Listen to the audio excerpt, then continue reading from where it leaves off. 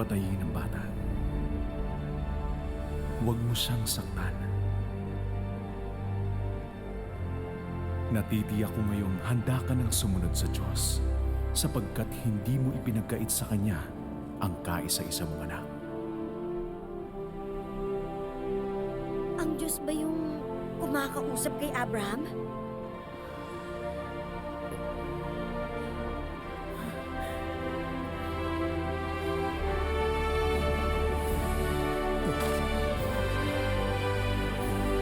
Oo, anak ko. Ang mahal kong anak. Ama!